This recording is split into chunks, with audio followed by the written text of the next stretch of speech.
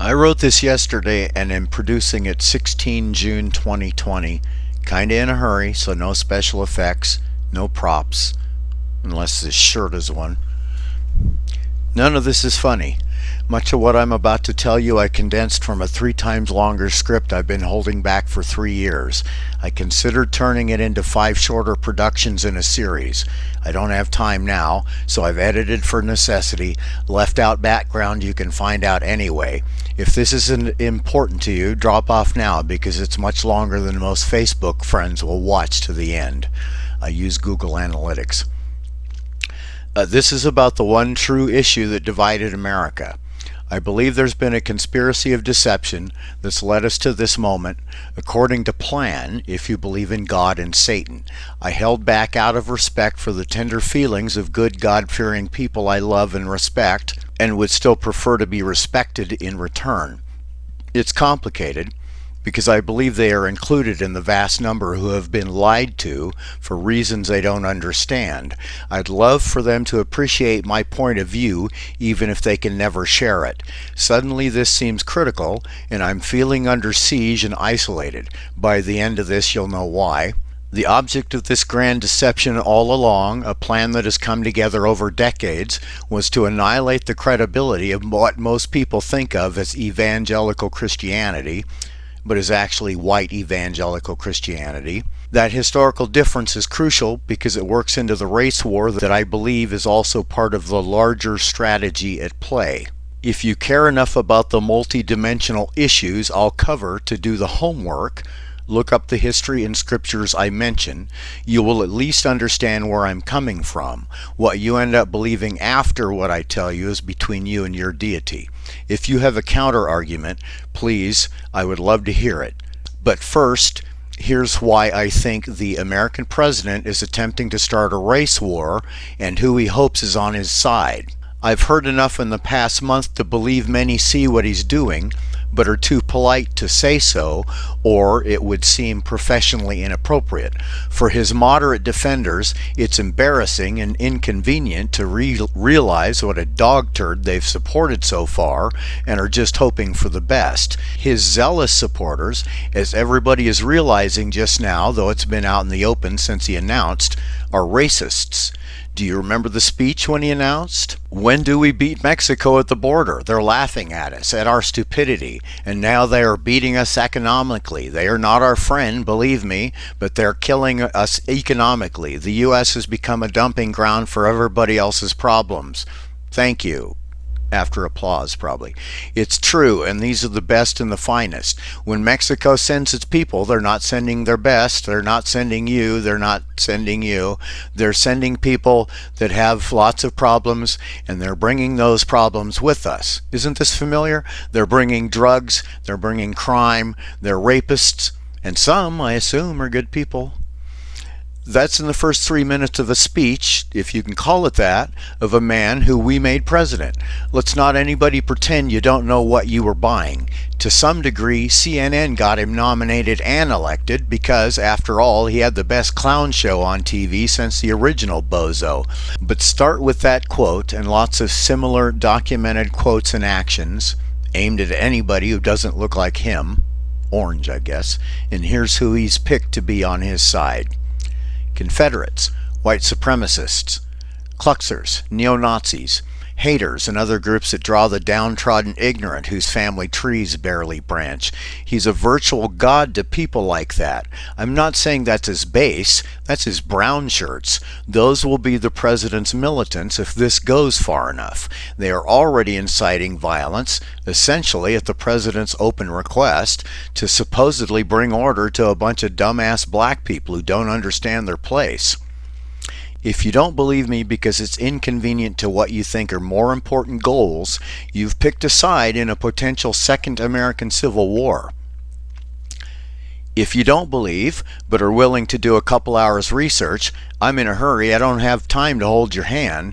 Start with the president's Twitter feed. It's on the web if you don't have Twitter.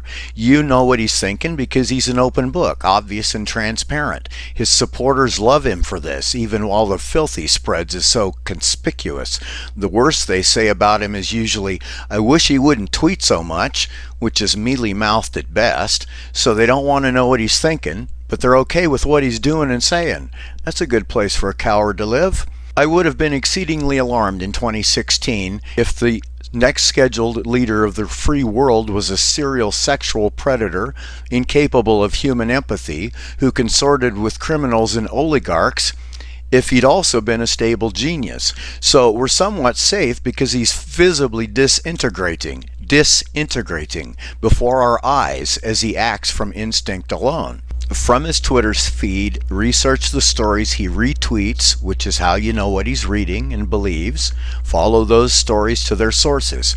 How many originated with precisely the potentially violent supporters I've described? How many does he repeat in front of crowds who, as far as I can tell, swallow it whole? Not long ago, I heard a man with the title pastor repeat a conspiracy theory that it's actually the FBI that's corrupt and trying to overthrow the government. All these investigations are attempts to take down our savior by a law enforcement agency that was trusted by everybody until the minute this president took office. Now you know how propaganda and disinformation work. Keep that pastor story in mind. The U.S. president also believed he'd have the military behind him, but officers and enlisted are well aware of the U.S. Constitution. The boldest are so shocked at the obvious power grab attempt, they've broken custom and are speaking out against a sitting president. If you remember this ever happening before, I don't believe it was in America.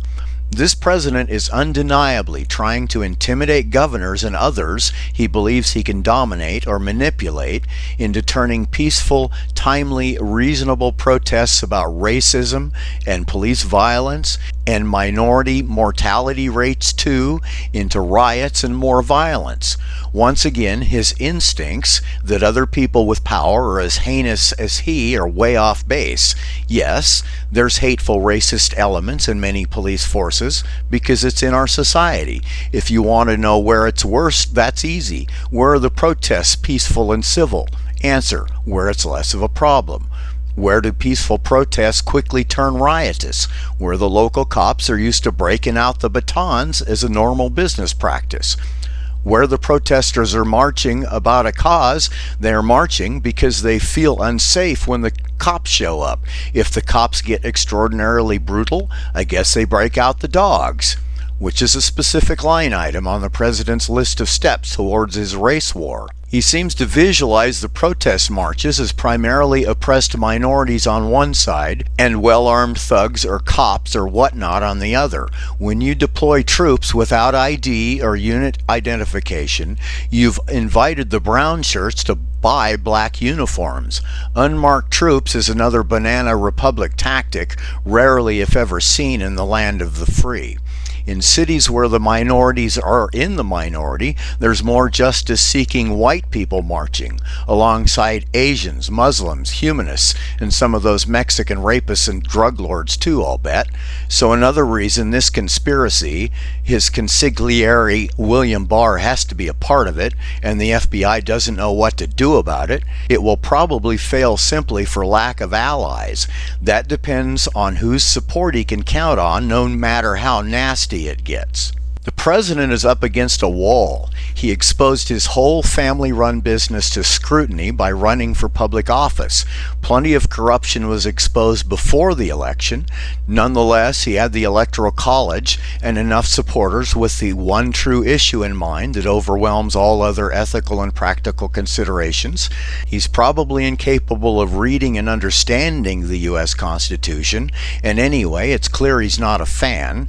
His wealth and ability to intimidate or suck up, depending on who he's with and what he wants, helped him to build a financial empire based on fear and invisible corruption.